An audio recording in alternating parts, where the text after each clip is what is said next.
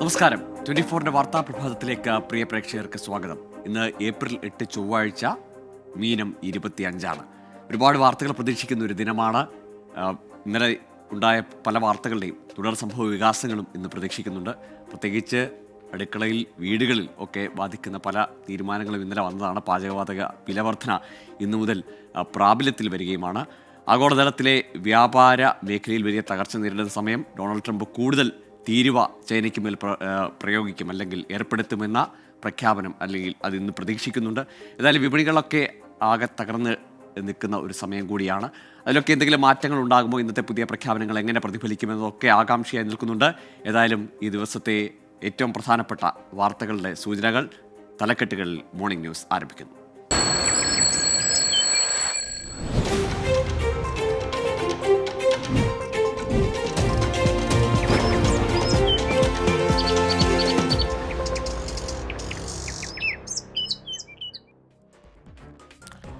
Morning ന്യൂസിലേക്ക് വിശദമായി കടക്കുകയാണ്. വഖഫ് ഭേദഗതി നിയമത്തിനെതിരെ പ്രതിപക്ഷ പാർട്ടികളുടെ നിയമ പോരാട്ടം. കൂടുതൽ പ്രതിപക്ഷ പാർട്ടികൾ സുപ്രീം കോടതിയെ സമീപിക്കും. മുസ്ലിം ലീഗ് ഉൾപ്പെടെ ഇതുവരെ സുപ്രീം കോടതിയെ സമീപിച്ച പാർട്ടികൾ വഖഫ് ഭേദഗതി നിയമം ഭരണഘടനാ വിരുദ്ധമെന്നാണ് ചൂണ്ടിക്കാട്ടുന്നത്. ഇന്നലെ മുതിർന്ന അഭിഭാഷകർ കേസ് അടിയന്തരമായി പരിഗണിക്കണമെന്ന് സുപ്രീം കോടതി ചീഫ് ജസ്റ്റിസിന് മുൻപാകെ അറിയിച്ചിരുന്നു. അഭിഭാഷകരുടെ ആവശ്യത്തിൽ സുപ്രീം കോടതി ഇന്ന് തീരുമാനമെടുക്കും. നിയമ പോരാട്ടത്തിനൊപ്പം തെരുവിൽ പ്രതിഷേധം ശക്തമാക്കാനും പ്രതിപക്ഷ പാർട്ടികൾ തീരുമാനിച്ചിട്ടുണ്ട്. ഇന്ത്യ മുന്നണിയുടെ നേതൃത്വത്തിൽ സംയുക്ത പ്രതിഷേധവും പരിഗണനയിലുണ്ട്. ഇനി മുൻപത്തേക്ക് വന്നാൽ, ഭൂമി വഖഫ് സ്വത്തായി പ്രഖ്യാപിച്ച വഖഫ് ബോർഡ് നടപടി ചോദ്യം ചെയ്ത് ഫാറൂഖ് കോളേജ് മാനേജ്മെന്റ് അസോസിയേഷൻ നൽകിയ ഹർജിയിൽ ഇന്ന് വാദം തുടങ്ങിയേക്കും. വഖഫ് ട്രിബ്യൂണലാണ് കേസ് പരിഗണിക്കുക. കേസിൽ കക്ഷി ചേരാനുള്ള മുനമ്പം നിവാസികളുടെ അപേക്ഷ ഇന്നലെ ട്രിബ്യൂണൽ അംഗീകരിച്ചിരുന്നു. ഇതിന് പിന്നാലെയാണ് വാദം ആരംഭിക്കുന്നത്. നിലവിൽ 10 പേരാണ് ഹർജിയിൽ കക്ഷി ചേർന്നിട്ടുള്ളത്. കക്ഷി ചേരണമെന്ന വഖഫ് സംരക്ഷണ സമിതിയുടെയും വകുപ്പ് സംരക്ഷണ വേദിയുടെയും അപേക്ഷ ട്രൈബ്യൂണൽ തള്ളിയിരുന്നു.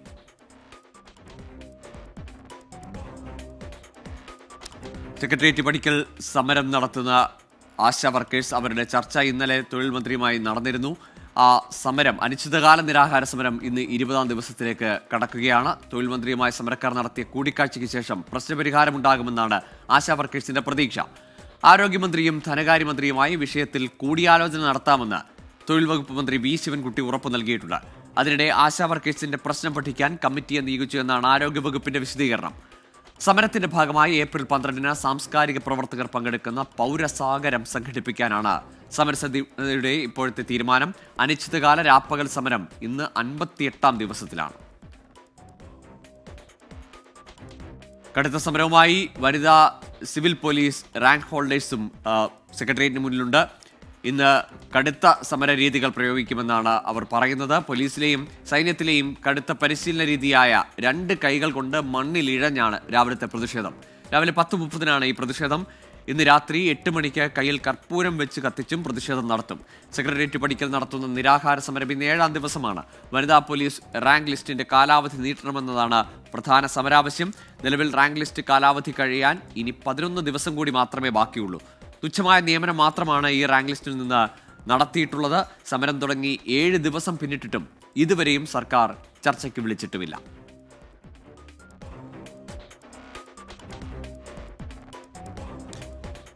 Chief editor R Sreekandan Nair ലഹരിക്കും അക്രമത്തിനുമെതിരെ നടത്തുന്ന കേരള യാത്ര പര്യടനം തുടരുന്നു. VPS Lakeshore presents SKN40, presented by VPS Lakeshore, co-presented by Lulu Group India, Ujala Fabric Conditioner, co-powered by MyG Future, Xylem Learning App, Indian Institute of Commerce, Lakshya, Leela Ravis. Celebrating partners, Joya Lucas, Jain Deemed to be University Kochi, Crown Plaza, Kochi, VKC Dibon, Swayamvara Silks, NIMS, a unit of NI Educational Trust, MGM Group of Educational Institutions, Medimix, Rich Max Finvest, Region Care, Benny's Royal Tours Private Limited, Urban Gramin Society Gold Loan, G-Tech Computer Education, Milma, New Rajasthan Marbles.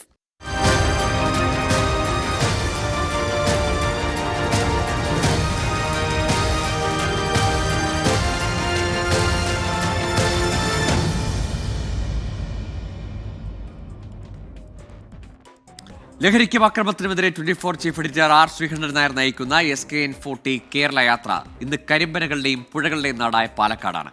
Palakkad വടക്കാഞ്ചേരിയിൽ നിന്നാണ് പര്യടനം ആരംഭിക്കുക. സമൂഹത്തിന്റെ നാനാതുറയിലുള്ളവർ യാത്രയ്ക്ക് പിന്തുണയുമായി എത്തും.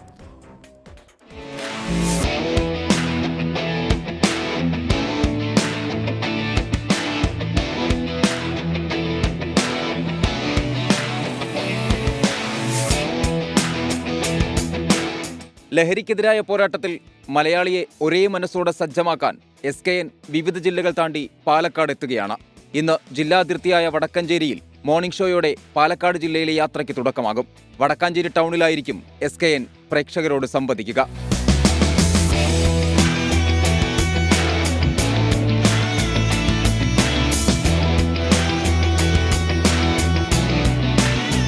ഒൻപത് മണിയോടെ യാത്ര കുറുമ്പ ഹൈസ്കൂളിലെത്തും. ശേഷം 10:30 സംസ്ഥാനത്തെ ഏറ്റവും മികച്ച പോലീസ് സ്റ്റേഷനുള്ള അവാർഡ് നേടിയ ആലത്തൂർ പോലീസ് സ്റ്റേഷൻ അങ്കണത്തിൽ കേരള യാത്രയെത്തും. 4 മണിയോടെ പാലക്കാടിനെ അടയാളപ്പെടുത്തുന്ന മലമ്പുഴയിലേക്ക്. ഇവിടെയും നിരവധി പേർ ലഹരിവിരുദ്ധ യാത്രയ്ക്കൊപ്പം ചേരും. വൈകിട്ട് 6:30 മണിയോടെ പാലക്കാട് KSRTC ബസ് സ്റ്റാൻഡിന് സമീപത്തുള്ള ടോപ്പ് ഇൻ ടൗൺ ഗാർഡനിലായിരിക്കും ഇന്നത്തെ സമാപനം.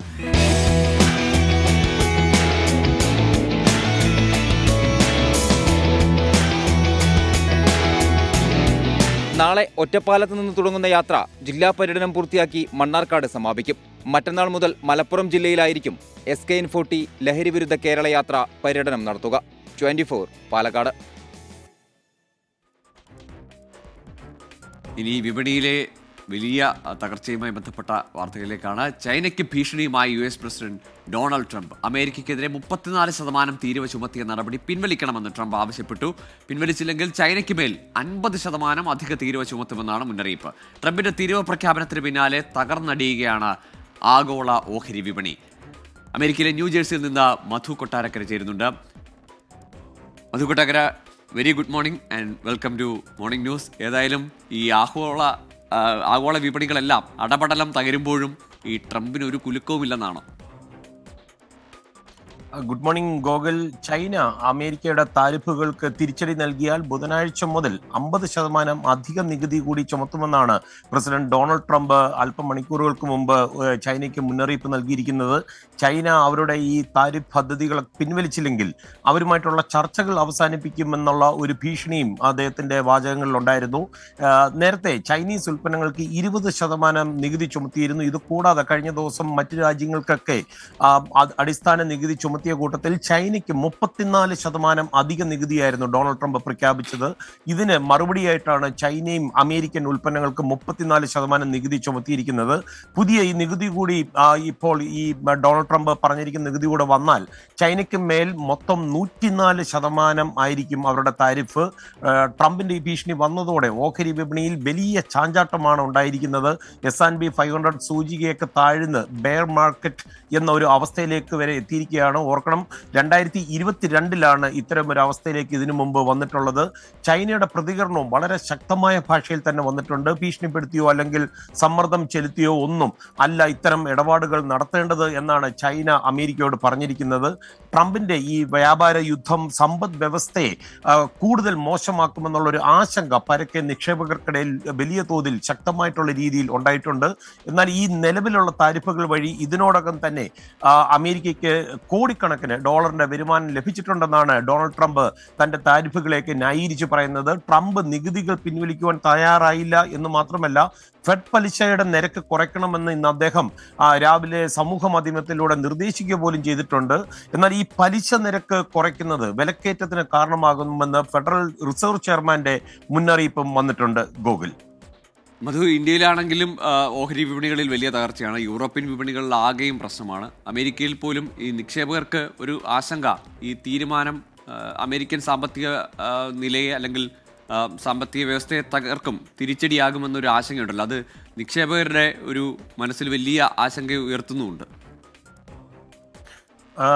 ഗോകുൽ, അമേരിക്കയുടെ ഭാഗത്തു നിന്നുണ്ടാകുന്ന ഒരു തീരുമാനം ലോക വ്യാപാര ശൃംഖലയെ തന്നെ വലിയ തോതിൽ സ്വാധീനിക്കും, അല്ലെന്നുണ്ടെങ്കിൽ ആശങ്ക പരത്തുന്നതായിരിക്കും പലപ്പോഴും. ഇപ്പോൾ ഇവിടെ ലോകത്തെ രണ്ട് വൻ ശക്തികൾ തമ്മിലുള്ള ഒരു വ്യാപാര യുദ്ധമാണ്. അത് ഓഹരി വിപണികൾക്ക് തന്നെയും അത്ര ആശ്വാസകരമായ രീതിയിലല്ല കാര്യങ്ങൾ പോകുന്നത്. എന്നാൽ ഡൊണാൾഡ് ട്രംപ് കഴിഞ്ഞ ദിവസം പറയുന്നത് ഇതൊരു ശസ്ത്രക്രിയയാണ്, ശസ്ത്രക്രിയ കഴിഞ്ഞു വരുമ്പോൾ കാര്യങ്ങൾ ശരിയായ ദിശയിൽ വരുമെന്നാണ് ട്രംപ് ആവർത്തിച്ച് പറയുന്നത്. ഗോകുൽ, ശരി, ഏതായാലും ട്രംപിന് കുലുക്കമില്ല. ആഗോള വിപണികളൊക്കെ തകർന്നടിയുമ്പോഴും അദ്ദേഹത്തിൻ്റെ തീരുമാനത്തിൽ നിന്ന് പിന്നോട്ടില്ല. ഇനി ചൈനയ്ക്കാണ് അടുത്ത മുന്നറിയിപ്പ് എടുത്തിരിക്കുന്നത്. ചൈനയുടെ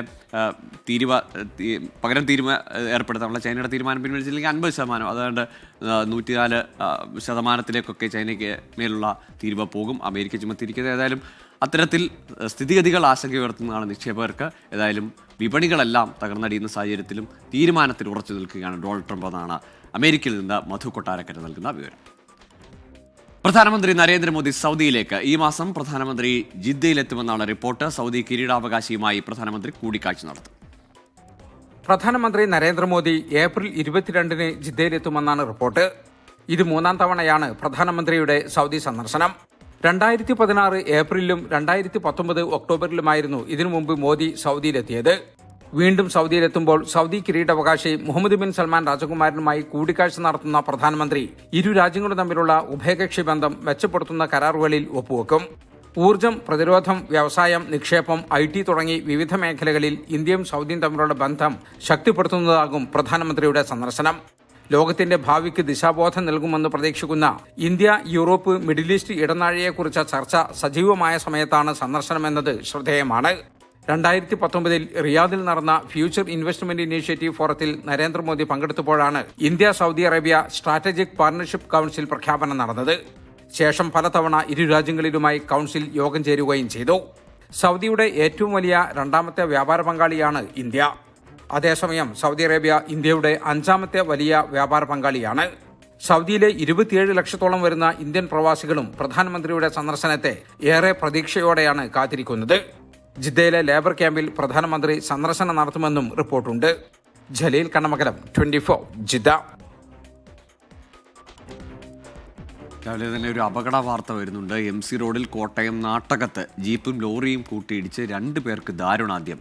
തൊടുപുഴ സ്വദേശി സനുഷാണ് മരിച്ചവരിൽ ഒരാൾ. മറ്റേയാളെ തിരിച്ചറിഞ്ഞിട്ടുമില്ല. 3 പേർക്ക് ഗുരുതരമായി പരിക്കേറ്റു. കോട്ടയത്ത് നിന്ന് ടോബി ജോൺസൺ ചേരുന്നുണ്ട് വിശദാംശങ്ങളുമായി. ടോബി, രാവിലെ തന്നെ ഒരു സങ്കടകരമായ വാർത്തയാണ്. എന്താണ് സംഭവിച്ചത്? എപ്പോഴായിരുന്നു ഈ അപകടം? ആരൊക്കെയാണ് അതിലൊരാളെ തിരിച്ചറിയാനുമായിട്ടില്ലെന്ന് തോന്നുന്നു അല്ലേ, മരിച്ചവരിൽ ഒരാളെ?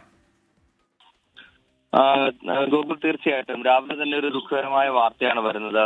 പുലർച്ചെ 2:30 ഈ അപകടം നടന്നത് എന്നുള്ളൊരു വിവരമാണ് ലഭിക്കുന്നത്. കോട്ടയം നാട്ടകം പോളിടെക്നിക്കിന് മുൻവശത്തായിരുന്നു, MC റോഡിലായിരുന്നു ഈ അപകടമുണ്ടായത്.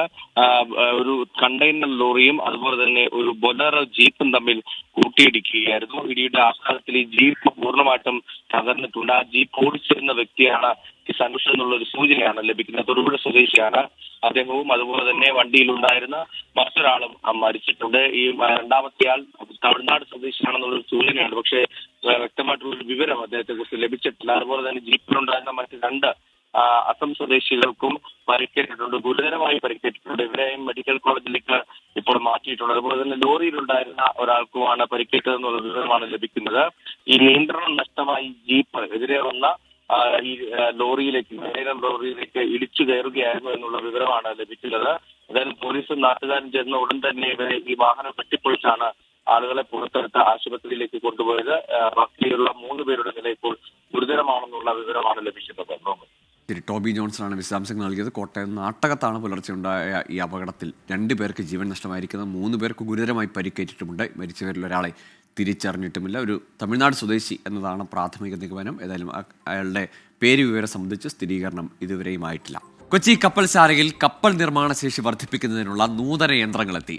കേന്ദ്രമന്ത്രി സർബാനന്ദ സോനോവാൾ പ്രവർത്തനം ഉദ്ഘാടനം ചെയ്തു. CSL രാജ്യത്തിന്റെ വളർച്ചയിൽ നിർണായക പങ്കുവഹിക്കുന്ന സ്ഥാപനമെന്ന് സർബാനന്ദ സോനോവാൾ പറഞ്ഞു.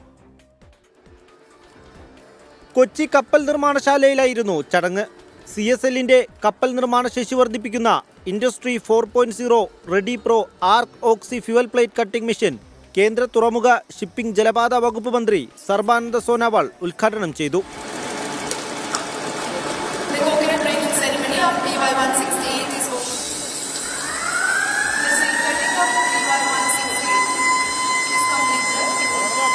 കൊച്ചിൻ ഷിപ്പ്യാർഡ് ലിമിറ്റഡ് ലോകത്തിനു മുന്നിൽ ഇന്ത്യയുടെ അഭിമാനമായി നിലകൊള്ളുന്നുവെന്ന് സർബാനന്ദ സോനോവാൾ പറഞ്ഞു. The whole team of CSL working hard with dedication, with commitment, with their hard work, they are creating an ecosystem to make CSL one of the leading shipbuilders and repair center in the world. CSL-ൽ നിർമ്മിക്കുന്ന ഇന്ത്യയിലെ ഏറ്റവും വലിയ trailer sanction hopper ഡ്രഡ്ജറിന്റെ നിർമ്മാണ പുരോഗതി മന്ത്രിയുടെ നേതൃത്വത്തിൽ വിലയിരുത്തി. കൊച്ചി കപ്പൽ നിർമ്മാണശാലയുടെ നേതൃത്വത്തിൽ നടത്തിയ വിവിധ പരിശീലനങ്ങളുടെ സർട്ടിഫിക്കറ്റ് വിതരണവും ചടങ്ങിൽ നടന്നു. കൊച്ചിൻ ഷിപ്പ്യാർഡ് മാനേജിംഗ് ഡയറക്ടർ മധു എസ് നായർ അധ്യക്ഷത വഹിച്ചു. 24 കൊച്ചി. കുടുംബ ബജറ്റിന് വലിയ ആശങ്ക ഉയർത്തിക്കൊണ്ട് ഇന്നലെ ആണ് പാചകവാതക സിലിണ്ടർ വില വർദ്ധിപ്പിച്ചത്. പുതുക്കിയ പാചകവാതക സിലിണ്ടർ വില ഇന്ന് മുതൽ പ്രാബല്യത്തിൽ വരികയാണ്. സിലിണ്ടറിന് 50 രൂപയാണ് കേന്ദ്ര സർക്കാർ വർദ്ധിപ്പിച്ചത്. പ്രധാനമന്ത്രി ഉജ്ജ്വൽ യോജന ഉപഭോക്താക്കൾക്ക് സിലിണ്ടറിന് 500 രൂപയിൽ നിന്ന് 550 രൂപയായി വില ഉയർന്നു. മറ്റു ഉപഭോക്താക്കൾക്ക് 803 രൂപയിൽ നിന്ന് 853 രൂപയും വിലയിൽ വർധനയുണ്ടാവും. മാസത്തിൽ 2 തവണ വില നിലവാരം പുനരവലോകനം നടത്തുമെന്നും കേന്ദ്രമന്ത്രി ഹർദീപ് സിംഗ് പുരി പറഞ്ഞു. പെട്രോൾ ഡീസൽ എക്സൈസ് തീരുവ ലിറ്ററിന് 2 രൂപ വർദ്ധിപ്പിച്ചിട്ടുണ്ടെങ്കിലും ചില്ലറ വിൽപ്പനയിൽ അത് ബാധിക്കില്ല എന്നതാണ് കണക്കുകൂട്ടൽ. അങ്ങനെയാണ് കേന്ദ്ര സർക്കാർ പറയുന്നത്. ഏതായാലും ആൻ മരിയ സണ്ണി ചേരുന്നുണ്ട് കൊച്ചിയിൽ നിന്ന് വിശദാംശങ്ങളുമായി. ആൻ മരിയ, അങ്ങനെ കുടുംബങ്ങളിൽ ബജറ്റിൽ കാര്യമായി നേരിട്ട് തന്നെ ബാധിക്കുന്ന തരത്തിലേക്കുള്ള ഒരു തീരുമാനമാണ് വന്നത്. ഇതിനോടുള്ള പ്രതികരണങ്ങൾ എങ്ങനെയാണ്? കൊച്ചിയിലും കേരളത്തിലുമൊക്കെ ഏത് നിലയിലായിരിക്കും നമ്മുടെ ഗാർഹിക സിലിണ്ടർ, വീട്ടിലേക്ക് വരുന്ന LPG സിലിണ്ടറിൻ്റെ വിലയിൽ വ്യത്യാസം വരിക? ഗോകുൽ സൂചിപ്പിച്ചതുപോലെ തന്നെ കുടുംബ ബജറ്റിന് ഏറ്റവും കൂടുതലായിട്ട് ബാധിക്കുന്ന അല്ലെങ്കിൽ സാധാരണക്കാരുടെ കണ്ണിൽ ഇരുട്ടടിയാകുന്ന രീതിയിലാണ് ഈ പാചകവാതക സിലിണ്ടറിന്റെ വില ഒറ്റയടിക്ക് ഇപ്പോൾ ഉയർന്നിരിക്കുന്നത്. അത് 803 രൂപയിൽ നിന്നാണ് 14.2 kg സിലിണ്ടറിന്റെ വില അത് 853 രൂപ എന്ന നിരക്കിലേക്ക് വർദ്ധിച്ചിരിക്കുന്നത്. അത് സാധാരണക്കാരനെ സംബന്ധിച്ചിടത്തോളം ഈ ഒരു തുകയിൽ ഇനി മുതൽ വേണം പാചകവാതക സിലിണ്ടർ വീട്ടിലേക്ക് വാങ്ങുന്നതിന് വേണ്ടിയിട്ട്. അത് മാത്രമല്ല, അത് കേരളത്തിലേക്ക് വന്നു കഴിയുകയാണെങ്കിൽ അതിൻ്റെ കൃത്യമായിട്ടുള്ള ഒരു നിരക്ക്, ആ കൃത്യമായിട്ടുള്ള നിരക്ക് എന്താണ് എന്നുള്ള കാര്യം ഇതുവരെ ഏജൻസികൾക്ക് ലഭിച്ചിട്ടില്ല. അത് ഇന്ന് മുതലാണ് പ്രാബല്യത്തിൽ വരുന്നത്. നമ്മൾ രാവിലെ തന്നെ ബന്ധപ്പെട്ട് കഴിഞ്ഞപ്പോൾ തന്നെ അവർ പറയുന്നത് അതിൻ്റെ ആ നിരക്കുകളുടെ എണ്ണം എത്രയായിരിക്കും. കേരളത്തിലേക്ക് വന്നു കഴിയുമ്പോൾ 14 ജില്ലകളിലും ചിലപ്പോൾ നിരക്കിൽ ചെറിയ ചെറിയ വ്യത്യാസങ്ങൾ വരാൻ വേണ്ടിയിട്ടുള്ള സാഹചര്യവുമുണ്ട്. അപ്പോൾ ഈ 14.2 kg എന്ന് പറയുമ്പോൾ ആ സിലിണ്ടറിന് 853 രൂപ എന്ന നിരക്കിലേക്ക് കൂടിയിട്ടുമുണ്ട്. അപ്പോൾ അതിലും ചെറിയൊരു ഏറ്റക്കുറച്ചിൽ ഉണ്ടാകാൻ വേണ്ടിയിട്ട്, കുറവിലേക്കല്ല കൂടുതൽ എന്ന കണക്കിലേക്ക് മാറാൻ വേണ്ടിയിട്ടുള്ള ഒരു സാഹചര്യവുമുണ്ട്. ഇതൊരു സാധാരണക്കാരൻ്റെ കുടുംബ ബജറ്റിനെ സംബന്ധിച്ചിടത്തോളം ഏറെ താളം തെറ്റിക്കുന്ന ഒരു സാഹചര്യം ഉണ്ടാക്കും. അതുമാത്രമല്ല, ഈ ഉജ്ജ്വൽ യോജന ഉപഭോക്താക്കൾക്ക് സിലിണ്ടറിന് 500 രൂപയിൽ നിന്നാണ് 53 രൂപ കൂടിയിട്ട് ഈ 553 എന്ന കണക്കിലേക്കും പോകുന്നത്. ഈ രീതിയിൽ പാചകവാതക സിലിണ്ടറിന്റെ വില വർദ്ധിക്കുകയാണെങ്കിൽ കൊച്ചിയെ സംബന്ധിച്ചിടത്തോളം കൊച്ചി എന്ന് പറയുന്നത് ഒരു വാണിജ്യ കേന്ദ്രം കൂടിയാണ്. അതുകൊണ്ട് തന്നെ പല രീതിയിൽ അത് ഈ കുടുംബ ബജറ്റിലേക്ക് മാത്രമല്ല, അത് പല രീതിയിൽ ഈ പാചകവാതക സിലിണ്ടറിന്റെ വില വർദ്ധിക്കാനായിട്ടുള്ള സാഹചര്യവുമുണ്ട്. പല പാർട്ടികളും AYF പോലെയുള്ള പാർട്ടികൾ ഇതിനോടകം തന്നെ ഇതിനൊരു പ്രതിഷേധവുമായിട്ടും രംഗത്തെത്തിയിട്ടുമുണ്ട്. എന്തായാലും കുടുംബ ബജറ്റിനെ ഏറെ ബാധിക്കുമെന്ന കാര്യത്തിൽ യാതൊരു ഉറപ്പും നമുക്ക് പറയാൻ സാധിക്കില്ല എന്നല്ല, ഉറപ്പായിട്ട് നമുക്ക് പറയാനായിട്ട് സാധിക്കും. കാരണം ഇത് ബാധിക്കുക തന്നെ ചെയ്യും. ഗൂഗിൾ തീർച്ചയായിട്ടും ആൻമരിയാണ് വിശദാംശങ്ങൾ നൽകിയത് കൊച്ചിയിൽ നിന്ന്. ഇന്നു മുതൽ ഏതായാലും പാചകവാതക സിലിണ്ടറിൽ വിലയിൽ ഗാർഹിക ഉപയോഗത്തിനുള്ള സിലിണ്ടറിൽ 50 രൂപയുടെ വർധനയാണ് ഉണ്ടാകുന്നത്. ഏതായാലും അത് നേരിട്ട് നമ്മുടെ ബജറ്റിനെ താളം തെറ്റിക്കും, അല്ലെങ്കിൽ അതിൽ വലിയ മാറ്റങ്ങൾ ഉണ്ടാക്കും എന്നത് ഉറപ്പാണ്. കോൺഗ്രസ് ദേശീയ വർക്കിംഗ് കമ്മിറ്റി യോഗം ഇന്ന് അഹമ്മദാബാദിൽ ചേരും. സംഘടനാ പ്രശ്നങ്ങളും ഇന്ത്യ സഖ്യത്തിലെ ഭിന്നതകളും ചർച്ചയാകും. വഖഫ് വിഷയത്തിൽ പാർട്ടി നിലപാട് വിശദീകരിക്കുന്ന പ്രമേയവും പാസാക്കിയേക്കും. ശ്രീനാഥ് ചന്ദ്രനുണ്ട് അഹമ്മദാബാദിൽ നിന്ന് 24 ടീമിൻ്റെ ഭാഗമായി. ശ്രീനാഥ്, വലിയ സമ്മേളനം, അതും വിപുലീകരിച്ച CWCയുടെ ആദ്യ യോഗം കൂടിയാണ്. വിശാലമായ വിഷയങ്ങളുണ്ട്. കേരളത്തിലടക്കം സംസ്ഥാനങ്ങളിലെ തിരഞ്ഞെടുപ്പ്, പ്രധാനപ്പെട്ട നേതാക്കൾ പ്രിയങ്ക ഗാന്ധി അടക്കമുള്ളവരുടെ ചുമതലകളെ സംബന്ധിച്ചുള്ള പല അഭിപ്രായങ്ങളുണ്ട്. അതിനപ്പുറത്തേക്ക് ഇന്ത്യ സഖ്യത്തിലെ ഭിന്നതകൾ, അങ്ങനെ വിപുലമായ വിഷയങ്ങൾ അല്ലേ? തീർച്ചയായും കോൺഗ്രസിൻ്റെ ഒരു തിരിച്ചുവരവ്, അതിനു വേണ്ടിയാണ് ഇത്തരമൊരു വലിയ ഒരു സമ്മേളനം നടക്കാൻ വേണ്ടി പോകുന്നത്. ഈ വർക്കിംഗ് കമ്മിറ്റി മാത്രമല്ല, നാളെ നടക്കാൻ പോകുന്ന AICC സമ്മേളനം അത് ഒരു ശക്തി പ്രകടനമാക്കി മാറ്റാനുള്ള എല്ലാ ശ്രമങ്ങളും കോൺഗ്രസ് ഇവിടെ നടത്തുന്നുണ്ട്. നമുക്കറിയാം, ഗുജറാത്ത് യഥാർത്ഥത്തിൽ നരേന്ദ്രമോദിയുടെ തട്ടകമാണ്, BJPയുടെ ഏറ്റവും കരുത്തുറ്റ ഒരു ഇടമാണ്. അവിടെ ഒരു കോൺഗ്രസിൻ്റെ ഒരു CWC വെക്കുന്നു, അതിന് പിന്നാലെ AICC സമ്മേളനം വെക്കുന്നു. അതിന് ആ തരത്തിൽ ഒരു പ്രാധാന്യമുണ്ട്. നേരിട്ട് നരേന്ദ്രമോദിയെയും BJPയെയും അതേ നാണയത്തിൽ നേരിടാനുള്ള ഒരു കരുത്ത് ഇപ്പോഴും പാർട്ടിക്കുണ്ട് എന്നൊരു തോന്നൽ പ്രവർത്തകർക്കിടയിലെങ്കിലും ഉണ്ടാക്കാനുള്ള ശ്രമം കോൺഗ്രസിൻ്റെ ഭാഗത്തു നിന്നുണ്ടാകുന്നു. വിവിധ വിഷയങ്ങൾ ഈ വർക്കിംഗ് കമ്മിറ്റിയിൽ ചർച്ചയാകാൻ പോകുന്നുണ്ട്. അതിൽ നമ്മൾ പ്രതീക്ഷിക്കുന്ന ഒന്ന്, പ്രിയങ്ക ഗാന്ധിയുടെ മുന്നോട്ടുള്ള പോക്കിൽ അവർക്ക് ഏതെങ്കിലും സ്ഥാനങ്ങൾ, പ്രത്യേകമായി ചുമതലകൾ നൽകുമോ എന്നുള്ളതാണ്. ഇപ്പോൾ AICC ജനറൽ സെക്രട്ടറി എന്ന ഒരു പദവിക്കപ്പുറത്തേക്ക് സ്പെസിഫിക്കായി ഏതെങ്കിലും സംസ്ഥാനത്തിൻ്റെ ചുമതലയോ തെരഞ്ഞെടുപ്പ് രംഗത്ത് ഏതെങ്കിലും തരത്തിലുള്ള ചുമതലയോ പ്രിയങ്ക ഗാന്ധിക്കില്ല. അതിനപ്പുറത്തേക്ക് ഇനിയിപ്പോൾ ഈ വർഷം അവസാനമാകുമ്പോഴേക്കും സംസ്ഥാനങ്ങളിൽ തെരഞ്ഞെടുപ്പ് നടക്കാൻ വേണ്ടി പോകുന്നു. 6ഓളം സംസ്ഥാനങ്ങളിൽ നിയമസഭാ തെരഞ്ഞെടുപ്പ് നടക്കാൻ പോകുന്നു. അതുകൊണ്ട് ആ തരത്തിൽ ഏതെങ്കിലും സംസ്ഥാനങ്ങളുടെ ചുമതലയോ അല്ലെങ്കിൽ മൊത്തത്തിൽ കോൺഗ്രസിൻ്റെ തെരഞ്ഞെടുപ്പ് ഒരുക്കങ്ങളുടെ ചുമതലയൊക്കെ തന്നെ പ്രിയങ്ക ഗാന്ധിക്ക് നൽകാനുള്ള ഒരു സൂചന കൂടി, ഒരു സാധ്യത കൂടി അവിടെ കാണുന്നുണ്ട്. ഒപ്പം തന്നെ വഖഫ് അടക്കമുള്ള പ്രധാനപ്പെട്ട സമകാലിക വിഷയങ്ങളിൽ കോൺഗ്രസിൻ്റെ നിലപാട് പ്രഖ്യാപനം കൂടി ഉണ്ടാകും. ഒരു പ്രമേയം ഒരുപക്ഷെ വഖഫ് വിഷയത്തിൽ ഉണ്ടായാൽ പോലും അത് സംശയിക്കേണ്ടതില്ല. നിയമപരമായി ഈ വഖഫ് ബില്ലിനെതിരെ, അത് നിയമമായി മാറുമ്പോൾ അതിനെതിരെ മുന്നോട്ട് പോകാനുള്ള നീക്കം തന്നെയാകും കോൺഗ്രസിൻ്റെ ഭാഗത്തു നിന്ന് ഉണ്ടാവുക. മറ്റൊന്ന് ഈ അധികാര വികേന്ദ്രീകരണമാണ്. അധികാരം താഴേക്കിടയിലേക്ക്, ജില്ലാ അധ്യക്ഷന്മാരിലേക്ക് കൂടുതൽ അധികാരം നൽകുന്ന തരത്തിലുള്ള തീരുമാനങ്ങൾ ഉണ്ടാകാനുള്ള ഒരു സാധ്യതയുണ്ട്. അത്തരം സൂചനകൾ നേരത്തെ രാഹുൽ ഗാന്ധി നൽകിയതാണ്. ഒപ്പം തന്നെ മുന്നണിയിൽ ഒരു സഖ്യമായി നിൽക്കുമ്പോൾ അതിനുള്ളിലുള്ള തർക്കങ്ങൾ പരിഹരിച്ച് ഏറ്റവും ശക്തിയായി ആ മുന്നണിയെ, ഇന്ത്യ സഖ്യത്തെ മുന്നോട്ട് എങ്ങനെ കൊണ്ടുപോകാം എന്ന കാര്യത്തിൽ ചർച്ച നടക്കേണ്ടിയിരിക്കുന്നു. നമുക്കറിയാം, ഇന്ത്യ സഖ്യ യോഗങ്ങൾ ചേരാത്തതിൽ സഖ്യകക്ഷികൾക്ക് വലിയ അതൃപ്തി അടക്കമുള്ള കാര്യങ്ങളുണ്ട്. പലയിടത്തും ആ സഖ്യം സാധ്യമാവാതെ പോയ തെരഞ്ഞെടുപ്പുകൾ കഴിഞ്ഞു പോയിട്ടുമുണ്ട്. അതുകൊണ്ട് അത്തരം തർക്കങ്ങൾ കൂടി മാറ്റിവെക്കേണ്ടതുണ്ട്. ഒപ്പം BJPയെ നേരിടാൻ, നരേന്ദ്രമോദിയെ നേരിടാനുള്ള പദ്ധതികളൊക്കെ തന്നെ, തെരഞ്ഞെടുപ്പ് രംഗത്ത് വിജയിച്ചു വരാനുള്ള പദ്ധതികളെ കൂടി ഈ ചർച്ചകൾ ഒക്കെ തന്നെ, അത്തരം തീരുമാനങ്ങൾ കൂടി, അത്തരം പരീക്ഷണങ്ങൾ എങ്ങനെ നടത്തണം എന്നതിനെ കുറിച്ചൊക്കെ തന്നെ ഒരു ധാരണ ഉണ്ടാവാൻ സാധ്യത കാണുന്നു. വിശദാംശങ്ങൾ നൽകിക്കൊണ്ടിരിക്കുന്നത് അഹമ്മദാബാദിൽ നിന്ന് കോൺഗ്രസ് സമ്മേളനത്തിന്റെയും ഈ CWC യോഗത്തിന്റെയും തത്സമയ വിവരങ്ങൾ 24 സംഘം ശ്രീനാഥചന്ദ്രന്റെ നേതൃത്വത്തിൽ പ്രേക്ഷകരിലേക്ക് എത്തിക്കും. ഏതായാലും നിർണായകമായ പല തീരുമാനങ്ങളും കോൺഗ്രസിന്റെ സംഘടനാ സംവിധാനത്തിലടക്കം, ഒപ്പം ഇന്ത്യ മുന്നണിയുമായി ബന്ധപ്പെട്ടും ഇനി വഖഫ് വിഷയത്തിലെ കോൺഗ്രസിന്റെ നിലപാടും വ്യക്തമാക്കുന്ന ഒരു പ്രമേയം ഒക്കെ പ്രതീക്ഷിക്കുന്ന നിർണായകമായ യോഗമാണ് അഹമ്മദാബാദിൽ ഇന്ന് ആരംഭിക്കാൻ പോകുന്നത്.